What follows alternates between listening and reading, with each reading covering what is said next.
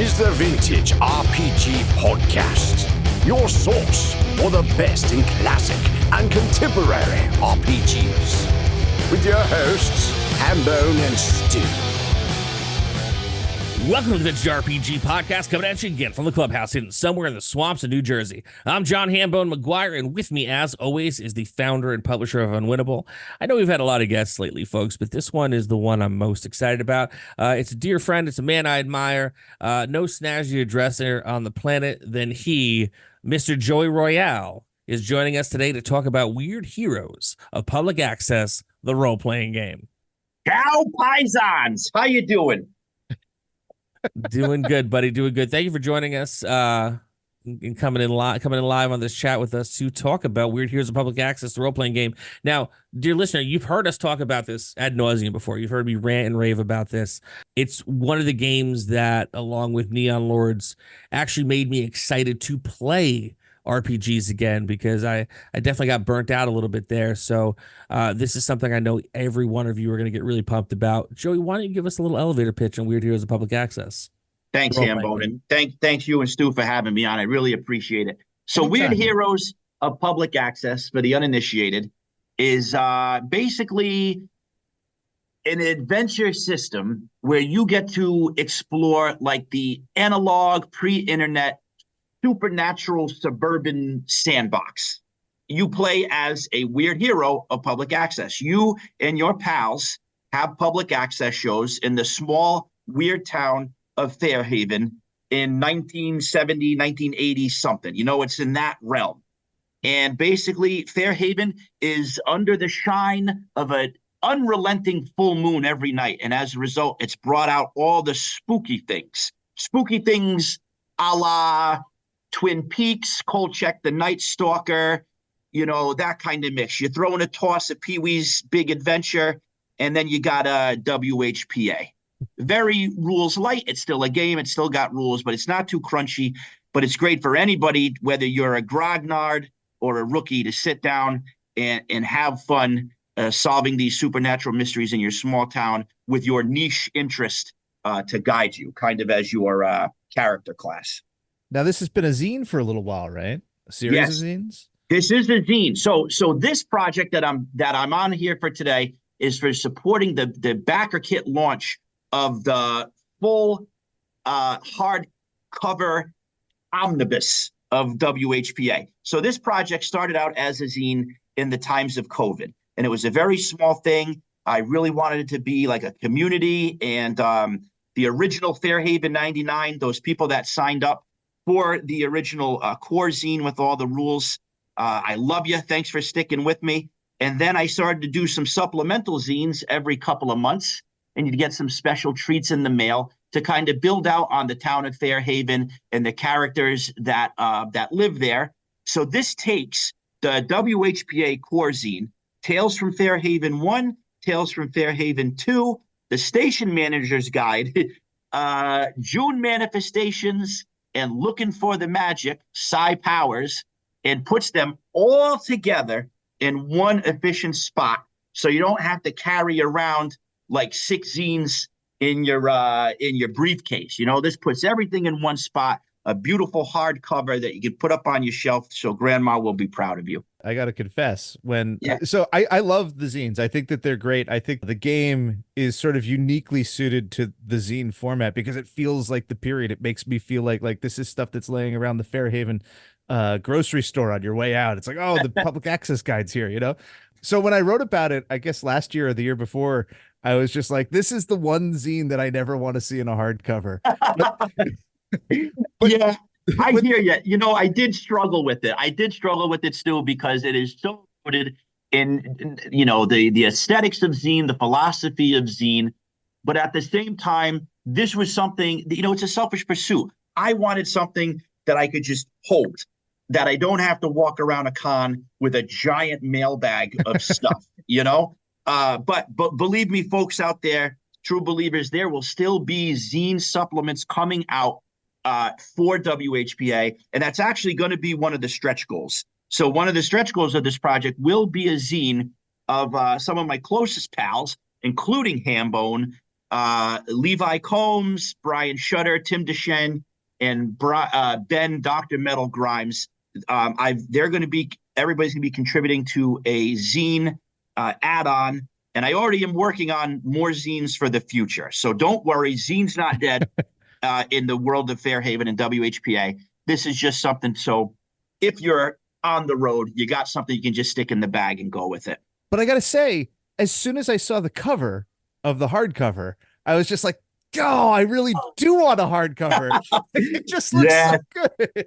That's another selfish pursuit. I love the artist Hayden Hall very much. He's on Instagram as Six Slice. And when I saw his stuff, I'm like, oh man, because he did the cover for Don't Tell Mom and Dad, another project that I love. And I'm like, fantastic. Man, yeah, I need his work. Let's use this as a vehicle so I can work with him as well. So big thanks to Hayden Hall on that. You're right, Stu. You know how it is. Ups and downs. Everything means a lot. Then it doesn't mean anything. It gets turned on its head, and it's great. But yeah, no, it's all in service of like cool things and cool people. So that's the best part. And it's also in service of like a hardcover looks great on a bookshelf, and it's one of the things that, and like I've been in zines for a while now. You've all been in zines for a while now. The one sticking point I have to zines is that you put them in a box. Yeah. Unless you have a cool rack. Yeah. Mm-hmm. And something like right now, like I look at my bookshelf behind me and I can see all the spines of the books. Yeah. Like I just got Brindlewood Bay and I'm going to play it because every day I look at the bookshelf and I see it. I got, another friend of the show, Levi Combs, the Phylactery. He did a Phylactery omnibus. The Phylacteries are all in a box somewhere, but I see the spine of the omnibus and I know I can pull it off and use it as a resource. So there is something cool about taking that real DIY, aesthetic kind of zines and stuffing them in a little hardcover so you actually like have a point to go back and want to play it. Because, dear listener, I got to tell you, one of the best things about WHPA Fairhaven, it's actually very playable and it's very fun to play. So it's not something I want to put away in a box and be like, I'm glad I own it, but I forgot that I have it. And I want to pull this off the shelf. I want to run this for friends. Tell listeners a little bit about the aesthetic of the public access show and how that kind of works in the world and telling stories in it. So the world of public access contributes to this role-playing game in that we're looking at, I always find pleasure in finding the fantastic in the mundane. And I think I've even said this on the show before. So for me, public access fits that niche of the outsider, the person that is willing to put everything on the line to express their true creativity and be brave in a world of normies. So, I mean, yes, I'm connecting Joseph Campbell to public access hosts and ventriloquist performers, no offense to ventriloquists. I love you. I wrote a book about it, So, but like, those are the people that are going to go out there and fight for what's right. The weirdos, the people that are willing to put everything on the line. If you go back and if you look at one of my biggest influences beyond vaudeville and Stairway to Stardom, you can YouTube both of those. Those are both public access shows in the golden age of public access. You see people who have cast aside, that are probably made fun of their entire life, been called weird, been punched in the nose a bunch of times because they love whittling or playing the recorder that much, So those to me are the people that are, if there is, a rabid skunk ape destroying the town, it's going to be those people that are gonna fight, and they're gonna put everything on the line. So that's the world. And speaking of rabid skunk apes, I've really leaned, heavily influenced by Weekly World News. That was one of my favorite things as a kid. Getting that tabloid as my mom's checking out for groceries, that blew my mind as a kid. I had no idea that it was, that it was made up, that it was kayfabe, So like that's how I write my adventures too. Just a little sprinkling of hooks. So when you look at this book and what's inside, you're not going to get fully fleshed out adventures. That's not how I do things. These are more like Weekly World News articles because I really want the players and the station manager, the judge, the DM to expand on this. This is a very let's get to the table, tell the story around the fire, old school kind of approach. The aesthetic is very much like that of Weekly World News or chick tracts or pamphlets that you might find in the laundromat. What is Weekly World News where Bat Boy showed up? Absolutely. Oh, I love yeah. that boy. What a Weekly World what a News, lad. Elvis is alive, Yeah. that kind of stuff. That was really, for a lot of us, and I saw Hambone nod too, like that was a lot of bread and butter of our childhood and made us who we are. Just like a little bit of strange, like in a really mundane setting, because it was at the the grocery store. This is twice the grocery store. So You couldn't avoid it. It's at the checkout. Every single person that bought that loaf of bread, that was staring at you in the 80s all the time. When we grew up, it was a 1-for-1 at the checkout line. You had the Weekly World News and you had the Inquirer. Yeah. And that was it. I mean, and Stu's familiar with this, a bar that I was a barnacle at for about much longer than I should have been, called the Loop Lounge. In the men's room, it was completely wallpapered with clips from the Weekly World News. And the Weekly World News, like, for us in New Jersey, and I'm so glad, like, because, I thought for the longest time it was just very much a New Jersey thing, because we had two things. We had the Weekly World News and we had Uncle Floyd as our public access host. Yeah. And like, it's so cool to hear that the Weekly World News has spread to other parts of the country. Like, it wasn't just New Jersey, because Bat Boy is a common language among the weirdos. And, what I love about this is that, they're not fully fleshed out adventures. These are definitely like hooks. And a lot of times when you read these articles, it's kind of like reading Weird New Jersey. And for people who, may not be familiar with this, like, Weird New Jersey is a big deal in New Jersey and in other places, because it's a history of all the really weird stuff, and like ghosts and satanic stuff and haunted dolls and like, weird like dead fish that you find in New Jersey. So there's like the halfway point between that and in a true feel of a public access show where, you would watch this public access show late at night or in the afternoon, depending on the region you're in. Yeah. And you see this person doing this thing, like, and then have a wild idea about like how I could take that point and run an entire adventure based off a dude who plays Paint It Black on the recorder. Yeah, exactly. And if I can expand on Weird New Jersey a little bit more, Hambone, because that's a huge aspect of this, and I don't think nobody's really dug into that. Weird New Jersey is so important to who I am and Weird Heroes of Public Access, because it's not just the supernatural. It's the abandoned missile silos, or it's that place in the woods where Hobo Joe lives and makes potions. It's the real stuff that we encountered growing up, of like the metal kids in the woods, because it's not all supernatural. It's that tinge of what are they doing out there. That's where I talk about the fantastic within the mundane. My cousins were older than me, and they had all these metal friends with like Quiet Riot patches, and they would go in the woods, and probably just be drinking beer. But to go out there the next day and explore the artifacts that they left behind, that's so important to my creativity and how I view gaming too. Because like, in WHPA, I talk about, it's located behind the drive-in or behind the dump, like in the woods. Growing up, to me, the woods was real important. I think that's a tri-state area thing. Like, like the kids that were partying back there would leave that stash, the stash of the adult magazines. Everybody I know that lives around here, good stash report in the woods. Found the woods porn, and but like, what's the story around that? Like, what was the congregation that joined there? Or like, I would go in the woods when I was a kid, and you'd find like votive candles in a circle. And you're like, what is that? That stuff is real. So I tried to take that. This is what this is. WHPA is me being hopelessly nostalgic for a time in a world that no longer exists. That pre-internet, when kids played outside, when you would find weird stuff in the woods, and that you could ride your bike and explore behind Stop and Shop and all the weird stuff that goes around that. So this is a time capsule. So me and my friends and I can go back in time and explore that weirdness. I also want to say that Weird New Jersey, like, there's just that sense of it's a local thing. Yeah. Like it isn't like, I mean, yeah, it's taking in a whole state, but the stuff that they're talking about is the weird stuff that only like one guy in town really knows about. Yeah. The expert. Like, yeah. And like, there's just a sense, and last week we talked about, or a couple weeks ago, we talked about Mission Impossible, and the tagline, the whole motivation for that game is like, you love this city. And I feel like for Fairhaven, the whole motivation and this idea of like the weird local is like you love this town or Yeah.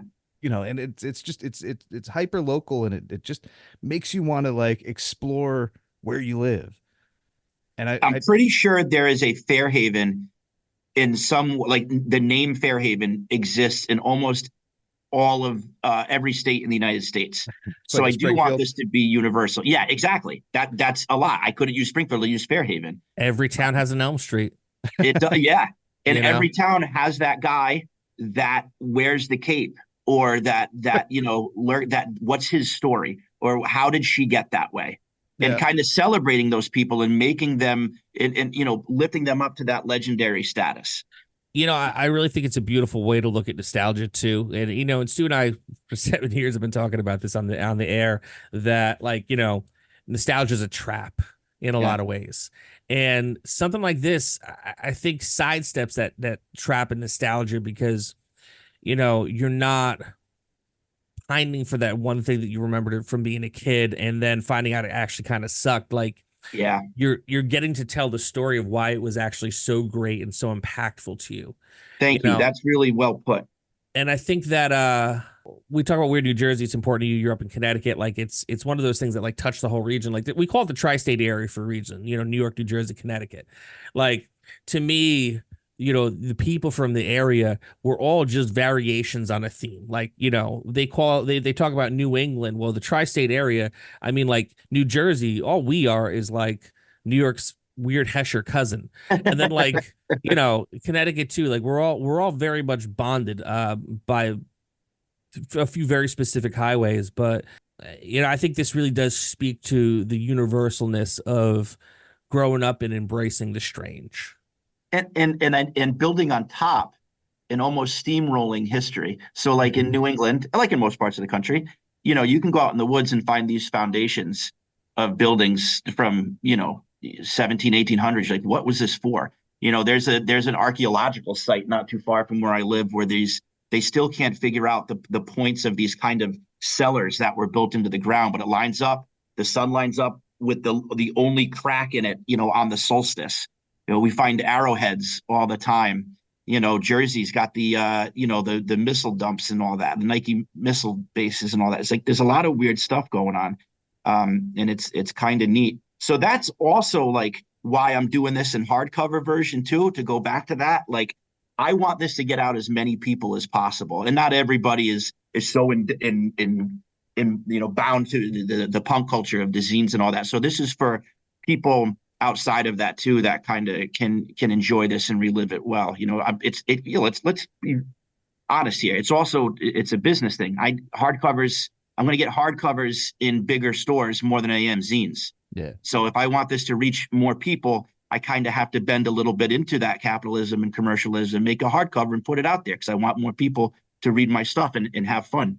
You got to slip it in the local tourist spots though. Like I remember I always get like, when I was a kid, we would go into like a gift shop, like wherever we were, and I'd find the book on ghosts, and it was like the local ghosts stories. You gotta find those shops if they even exist anymore. Get the Fairhaven book in there. I'm definitely trying. Absolutely. I did that with Darkest Dice. When I made that chick track, I was slipping that all over the place. That was so much fun. And I probably will do that. So if you're in the New London County area, you might just find a free copy of this hardcover at your local major retail chain. So can we talk like a minute about the June manifestations? Yeah. That is so it's so weird. And like we're already talking about something that's like weird, but like it feels left field, and it makes everything else around it so much weirder. Like to further justify the hardcover, like I think that as a standalone zine, it's sort of like an oddity.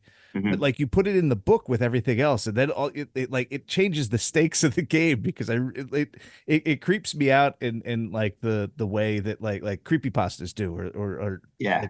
Like you, how did that come about, and like where are you going with it? I'm so glad you brought this up, because it is probably my worst seller, and I am so proud of that, because that's what I wanted it to be. I wanted it to be even weirder than the weird stuff that I was making.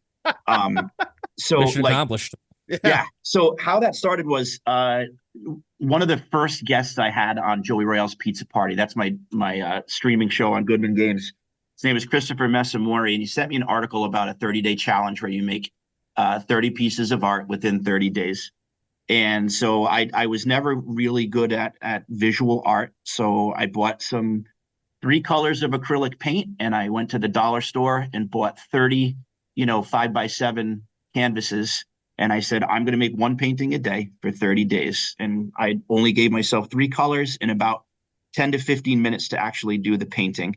And didn't really have any idea as to what was going to come out of it, but I just did it as a kind of an artistic exercise.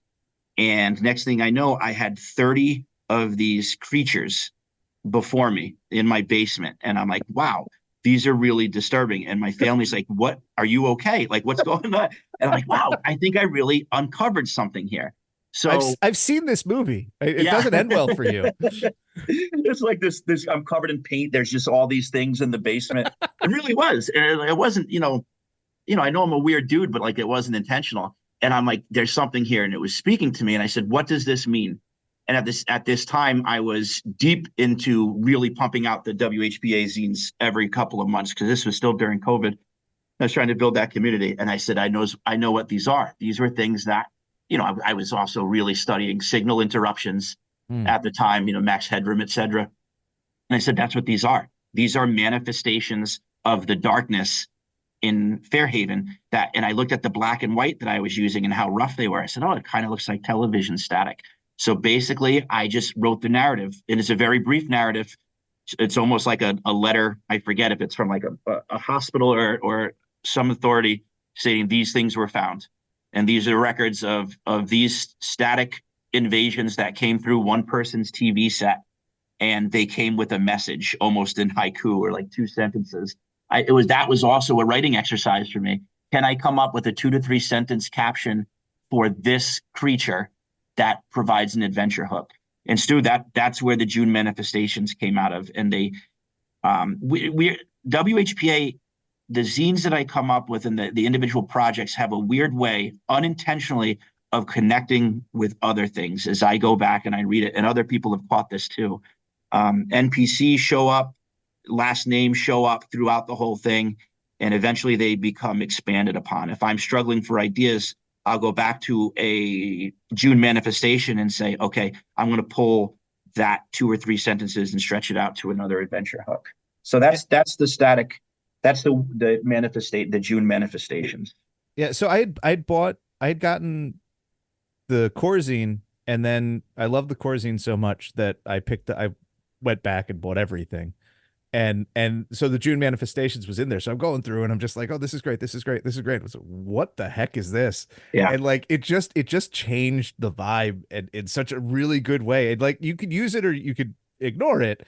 But I love the idea of it just being like this ticking bomb in the hardcover for people to discover and for it to recontextualize everything in the game. Yeah, they are scattered throughout. And actually, that wasn't like, I wanted something darker. I wanted to avoid getting into slapstick, zany kind of thing. I've been intentional with Weird Heroes of Public Access not to get silly. I don't like silly. I like funny, but I don't like silly. And I also don't want I don't want public access hosts to be kind of like caricatured or this isn't like, haha, jokes on you, Weird Heroes, public access hosts. Like, I really wanted to empower public access hosts. I want to say thank you for making it to be okay for like a 12-year-old kid watching public access. Hey, there's other people out there with niche interests that are weird. So that's part of June Minute. It was supposed to be dark and a little bit off center from normalcy. Well, relative normalcy in Weird Heroes Public Access. Yeah. So part of one of the backer levels will be includes, if you join at that level, I will create a new manifestation. You get a painting. You get a 5x7 acrylic painting of a new manifestation, and I will handwrite yeah. So that's huge, man. That is huge, because it's also a one-of-a-kind piece of art. Yeah. It's not, you're not mass producing these things. It's very, very cool. So all this is super cool, and I'm obviously very excited about it. I invited you on the show today to talk about it. Thank you. So you're launching October 3rd on BackerKit, right? And you October 3rd actually on BackerKit. Yep. have something pretty sweet here. If you sign up within the first 48 hours, and you back it within the first 48 hours, you get a totally sweet WHPA TV13 Weirdathon sponsor patch. Yes. Very classy. I've always wanted to do my own personal patch. That's the hot thing the kids are loving these days for your battle vest. But yeah, with the help of graphic designer extraordinaire Brian, the Neon Lord Shutter, we came up with the. He's always pushed me to do some sort of telethon merch, you know. Oh, yeah. And I think we're going to expand on that as I have the funds. But this is my first foray into the merch. He's the merch king. So yeah, we're doing a really cool patch that says, WHPA Weirdathon that you can only get as a within the first 48 hours backer. So that'll be cool. We're going to try to unlock some more stretch goals to be determined along the way, depending on how it goes. I got a copy of, I did like a kind of a draft copy in the mail of what's going to be coming just to take a look at it. And I'm really proud of how it stands up, how it looks physically. So I probably won't do anything like, and plus that the painting on the cover is awesome. So you're not going to get a collector's edition cover or anything like that. This is what you're getting. It's my first time using BackerKit, so I'm going to keep it kind of simple. But yeah, so you get that. There's a couple levels that you can back at. You're going to get there's that basic one. Then there's another level where you get the hardcover. I'm reprinting the core zine, and I'm reprinting the Life, Death, and Undeath of Sherman Glimp, which was a real popular zine. All the zines are out of print now. Like, I don't have any stock left. I think maybe Goodman Games, Exalted, and a couple of my friends who have some smaller online stuff have copies. So this is really like, I'm not reprinting some of this stuff. So this is going to be your way to get the Life, Death, and Undeath of Sherman Glimp in hand if you don't have that. And then, like I said, there's that other level where you get those things plus a hand-painted manifestation just for you, one-of-a-kind work. And you're running a 30-day campaign? Yeah, this is a 30-day campaign. I wanted to get everything wrapped up in the spookiest season of the year, my favorite. So we're wrapping up right around my birthday. And like I said, this is done. This is done. I already had the files sent to Mix'em. I have the patches ready to go. So this is going to be a quick turnaround. Oh, wow. So you're legit like whipping it right around. I'm whipping it right around. So this is my thing too, man. I'm doing crowdfunding because I'm in debt. Like I paid for all this stuff up front, and I want to, like, I always pay my artists before the BackerKit. I don't want them waiting. I always pay my people that help me ahead of time. So this is all out of my pocket right now. So I'm doing the BackerKit to really fund this, just to get it to the printing part of it. Everything else has been out of pocket. So this is roaring ready to go. As soon as it is done, the campaign is done, I'm pressing send with the numbers to Mix'em to get this printed. And as soon as it's in my hands and I fold all the boxes, it's going out to all the people of Fairhaven. Awesome. That's the way it should be. Hell yeah. Yeah, it's nice. As a person who takes about a year to get a book from A to B, that is awesome. It's my own anxiety. Like I have to get this done and get it out. So like, I want to please people. And like, there's been so many awesome people I've met through this project that I owe it to them. I want to get it out to everybody. All right. So, 2 questions for me before we go home on this. I feel like this is a good point to go home. 1, are you going to be using that author photo in the back of the book? Oh, you know what? I got to figure out a way to do that. Somebody else had asked that too, but we'll try to make it work. Or maybe I'll make that a free 8x10 glossy that I can sign and send it out. How about that? Let's do that. That's good. I would. I would frame it, and I would put it next to my Lemmy that is dressed like Jesus. I would put it right up in the clubhouse. All right, you guys got it. It's going to be I'm going to add that on. You heard it here, folks. That's going to be a free add-on for any backer. You're going to get that picture, okay? 8x10. The other thing is, where's Dr. X? Dr. X. So Dr. X is coming back in a big way. I can't spill the beans too much, but I'm going to give you a vintage RPG exclusive, okay? I recently, this summer, spent some time down in Philadelphia with the Don't Tell Mom and Dad guys and with Hayden, the artist of the cover of WHPA. And we got Dr. X down there, and we have completed the filming of Dr. X, and this will be all compiled in a VHS release. Oh my gosh. Unknown Mysteries of Legend, the VHS release. Just got off the horn with Ben Maz. He's the lead producer on this, the director. Great guy. He organized this whole thing. He is in the production process right now, coming up with some synth themes and bumper music and all that, doing some great glitch effects. So hopefully, we're not exactly sure, but by mid-autumn, we'll have a lot more news on when that's going to be coming out. So that's going to be a real thing that you can have in hand, a true VHS clamshell or something similar release for Dr. X. And now that the mustache is back, we're going to do some filming, and you'll see him on Instagram very soon. Thank you for asking about that. Well, very cool. This has been another amazing episode of the Vintage RPG Podcast. Stu, where can people find you on the internet? They can find me on vintagerpg.com, where there's at least one post about WPHA 13 Adventures in Fairhaven on there, and there'll be more in the future. Very cool. You can find me across the internet at John McGuire RPG. I'm going more places, so I'm actually posting more. There's actually like pictures of me leaving the house, doing stuff. Very cool, having some fun out there in the world. If you want to pick up any of my books, you can boogie on down to Exalted Funeral. They have copies of the 3-2-1 Action RPG Adventures. They have Zombie Brain Eaters from myself and the Neon Lord Brian Shutter there on sale, ready to rock and roll, ready to rock your world at your gaming table.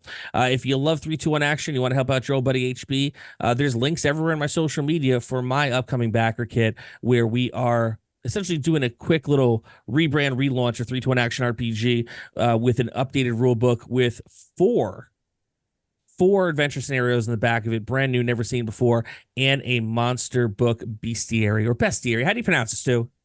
Bestiary. So just get notified. That would help me out a lot. Get notified, and more important than anything right now, because we are very topical in this moment. October 3rd. BackerKit, Weird Heroes of Public Access, the role-playing game. This one is a must-buy, people. And I know we get you to spend a lot of money on this show, but this is the one. This is the one, and also buy my shit, but this is the one that you need to get. October 3rd, Weird Heroes of Public Access, the role-playing game. Do it. You'll be so stoked that you did. If you like the show, don't forget to rate, review, and subscribe. Your reviews really do help other listeners to find us. If you really like the show, why not become a patron? Patreon.com/vintagerpg. You get a behind-the-scenes look at the stuff Stu's working on. You get a behind-the-scenes look at the stuff that I'm working on. At the $5 tier, you can rip an RPG adventure with me once a month. $10 tier gets you in on Stu's West Marches campaign. For as little as $1 a month, though, you get early release episodes before anybody, sometime Friday or Saturday, depending on the week of the day that we recorded on. And we've got a killer Discord community we'd love for you to be a part of. Patreon.com/vintagerpg. So for Stu Horvath and Joey Royale, I'm John Hambone McGuire. May the dice always roll in your favor.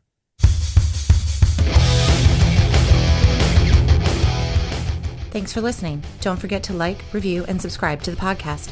Every review helps other listeners to find us. The Vintage RPG Podcast is a ham-fisted production. Music by Dego West. Art by Schaefer Brown. If you like the podcast, you should also consider becoming a patron at patreon.com.